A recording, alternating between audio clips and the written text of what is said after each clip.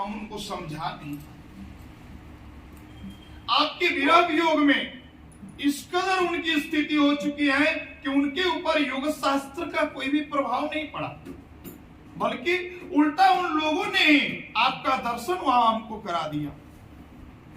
सो जब भी समय मिले हम यही आग्रह करेंगे कि यहाँ के कार्य को संपन्न करके आप निश्चित रूप से स्वयं जाकर के उनको दर्शन दीजिए।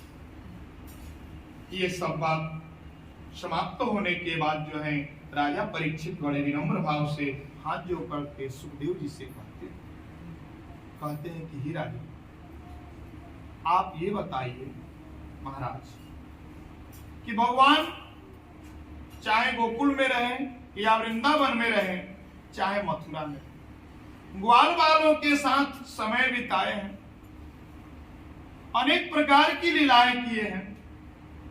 सो हे प्रभु कृपा करके यह बताइए कि भगवान ने किसी से विवाह भी किया था कि सिर्फ योगेश्वर रह करके ही समस्त लोगों को जिनको वरदान दिए थे उनको तृप्त कराने के लिए, दर्शन देने के लिए ही केवल उनका अवतार हुआ।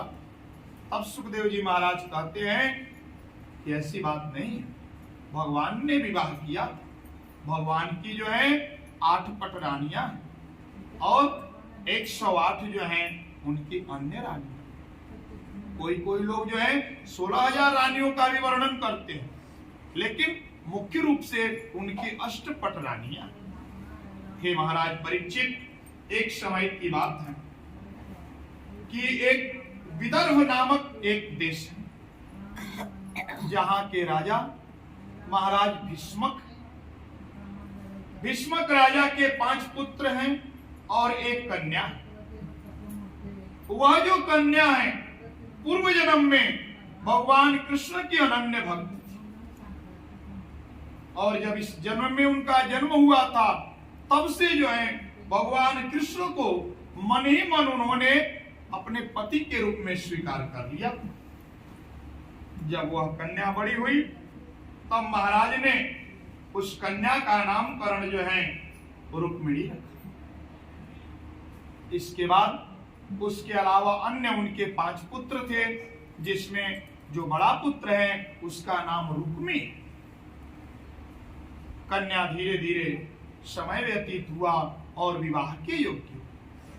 जब वह कन्या विवाह के योग्य हुई तो वर तलाशने की प्रक्रिया जारी हुई और जब वर तलाशा जा रहा था उस समय शुरू से बचपन से भगवान श्री कृष्ण को उन्होंने अपने पति के रूप में स्वीकार किया था, लेकिन उसका जो भाई है रुक्मी, अपनी बहन जो रुक्मिणी है उसका विवाह जो है शिशुपाल के साथ करना चाहता।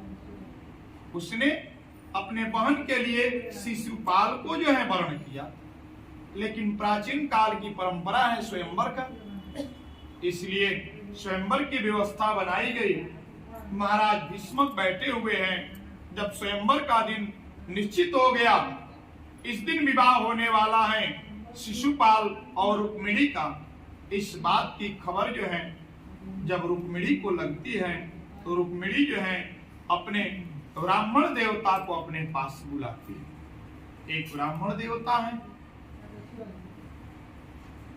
प्राय करके ऐसी व्यवस्था रहती है कि महाराज के राज्यसभा में ब्राह्मण ज्योतिषी वैद्य इत्यादि रहते हैं, लेकिन अंतःपुर की रानियों को, अंतःपुर की कन्याओं को कोई जरूरत है तो उनके लिए भी अंतःपुर में ब्राह्मण को नियुक्त किया जाता था। उस ब्राह्मण को बुला करके रुक्मिणी अपने पास और कहती है कि हे ब्राह्मण देवता, आपने जब से हमारा जन्म हुआ है तब से आप जानते हैं कि भगवान श्री कृष्ण के अलावा मैं स्वप्न में भी किसी को अपने हृदय में नहीं धारण किया। सो हे देव, ब्राह्मण का नाम सुदेव था। हे सुदेव ब्राह्मण देवता, मैं आपको एक पत्र देती हूं, आप ले जाकर के केशव के पास इसको पहुंचा दीजिए। भगवान हमारी भाव को समझ जाएंगे, आपको कुछ कहने की आवश्यकता नहीं है। और यदि यह पत्र समय से नहीं पहुंचा तो अनर्थ हो जाएगा। मैं मैं जीवन में कभी भी शिशुपाल को ग्रहण नहीं कर सकती हूँ, भले ही मृत्यु को वरण कर लूंगी। अब चूंकि परंपरा है, पिता के सामने, भाई के सामने आदमी कुछ बोल नहीं पाता। माता पिता कन्या का हाथ जिसके हाथ में दे देते हैं, कन्या उसे स्वीकार करके चली जाती है। इसलिए सुदेव ब्राह्मण को नियुक्त करके वह रुक्मिणी जी पत्र भेजती है और महाराज सुदेव जो है उस पत्र को लेकर के पहुंचते हैं मथुरा। जब मथुरा में पहुंचते हैं तो भगवान श्री कृष्ण से मिलते हैं। भगवान अपने भक्तों को जानते हैं, सारी स्थिति को वह पहले जानते थे। जब पत्र को लेकर के पढ़ रहे हैं तो भगवान अतिशय भाव विह्वल हो गए हैं और भगवान जानते हैं कि यदि ऐसा नहीं हुआ तो कल के कोई अनर्थ हो जाएगा। तुरंत रथ को तैयार करते हैं और रथ को तैयार करके भगवान वहां से चल देते हैं। बलदेव जी उनके साथ होते हैं। बलदेव जी कहते हैं कि अकेले जाना उचित नहीं है, तुम्हारी अवस्था बहुत छोटी है, हम भी साथ में चलते हैं। दोनों भाई सुदेव नामक ब्राह्मण को रथ में बिठा करके और पहुंच जाते हैं महाराज भीष्मक के राजधानी विदर्भ देश के समय। जब वहां पहुंचते हैं, सुदेव ब्राह्मण जो हैं जाकर के अंतःपुर में रुक्मिणी को यह सूचना देते हैं कि भगवान पधार चुके हैं, कल विवाह की तैयारी हो रही है, विवाह होने वाला है। इसके बाद जो है जब सभा लगी हुई थी उस समय जो उनका भाई है रुक्मिणी जी का रुक्मी, वह जो है मंच से घोषणा करता है रुक्मिणी के लिए वरण करने के लिए शिशुपाल। और इसके बाद जैसे वह घोषणा करता है सब लोग जो है साधुवाद करने लगते हैं कि हाँ ठीक है, कुल के अनुसार महाराज के आदेशानुसार यह उचित कार्य हो रहा है।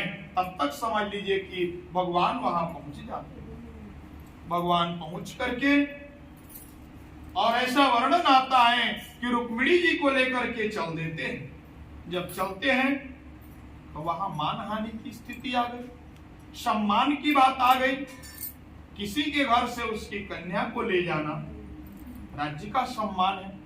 रुक्मी अन्य मित्र राजाओं के साथ जो है तलवार लेकर के भगवान को मारने के लिए उद्यत होता है। जब भगवान को मारने के लिए उद्यत होता है, भगवान तुरंत उसको पकड़ करके खंभे से बांध देते हैं और भगवान के दृष्टि पड़ते ही अन्य राजा पीछे हट गए। जब खंभे से बांध देते हैं और तलवार जो है भगवान अपना निकाल करके मारने के लिए जैसे ही तैयार होते हैं, रुक्मिणी तुरंत उनका पैर, ऐसा मत करिए, है ना। कुछ भी है तो जो बालिकाएं होती हैं मायका पक्ष से थोड़ा लगाव होता है, ठीक है, ये हमारा भाई है, इसने आपके प्रभाव को नहीं समझा, अपराध इसने किया है, लेकिन इस अपराध का इतना बड़ा दंड मत दीजिए। रुक्मिणी जी के बारंबार आग्रह करने पर जो है भगवान उसको मुक्त कर देते हैं, त्याग देते हैं और रुक्मिणी जी को जो है रथ में बैठा करके लेकर के आते हैं। जब रथ में बैठा करके लेकर के आते हैं तो यहां पर मायके पक्ष का कोई नहीं। तब खबर दे करके वृंदावन से नंद बाबा और यशोदा मैया को बुलाया जाता है और इधर जो है वर पक्ष से जो है वसुदेव जी और देवकी जी, कन्यादान करने के लिए माता यशोदा को बुलाया जाता है। चूंकि कन्या पक्ष से कोई आया नहीं, ठीक है, भगवान ने उसको मुक्त कर दिया था, लेकिन कहीं ना कहीं कुछ काल के लिए द्वेष भाव मन में था, इसलिए वहां से कोई आया नहीं।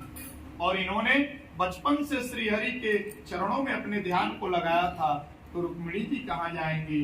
रुक्मिणी जी आती हैं और उधर से नंद बाबा यशोदा मैया कन्या पक्ष से होते हैं, वर पक्ष से वसुदेव जी और देवकी जी हैं और वही माधव मंडप में जो है भगवान के पास ही यहाँ पर भगवान के नगर में उनका जो है विवाह संपन्न होता है। समस्त वैदिक ब्राह्मण जो है बैठ करके वहां मंत्रोच्चार करते हैं, स्वस्ति वाचन होता है। सब जो है नंद बाबा माता यशोदा कन्यादान करने के उपरांत जो है ब्राह्मण को अन्न धन जो है इत्यादि देते हैं और इस प्रकार से भगवान का विवाह संपन्न होता है।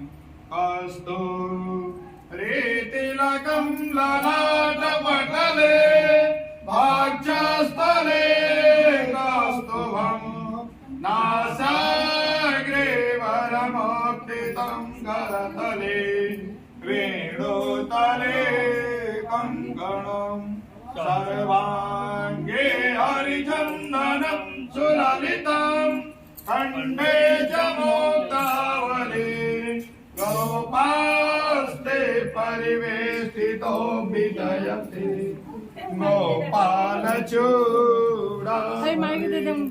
ब्राह्मण गण मंत्रोच्चार कर रहे हैं, सखियां गीत गा रही हैं, भगवान का तिलकोत्सव हो रहा है, हल्दी लग रहा है, विवाह कार्य संपन्न हो रहा है। घटा घटा घटा घटा घटा घटा घटा मांडो कश्यप को बको बक बको बाको बको बो बको विद्यो ज्योतिरानंद शिशोर गोपवनिता कृष्णाय शांतवा। बोलिए रुक्मिणी नाथ कृष्ण चंद्र भगवान की जय। आइए आगे विवाह के कार्यक्रम को आप लोग संपन्न करिए।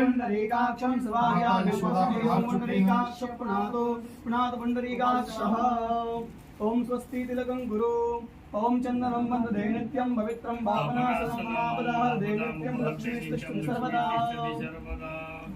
ओम मंगल पाठः ओम हरि ओम मा भद्रं कर्णेभिः शृणुयाम देवा भद्रं पश्येमाक्षभिर्यजत्राः स्थिरैरन्धैस्तुष्टुवाग्ं सस्तानो महि देवहितासो दुर्रक्षितयो भवन्ति मानो मह्यारिर्घता निर्गन्धो अविद्यो राजितिरन्तरिक्षमभिदे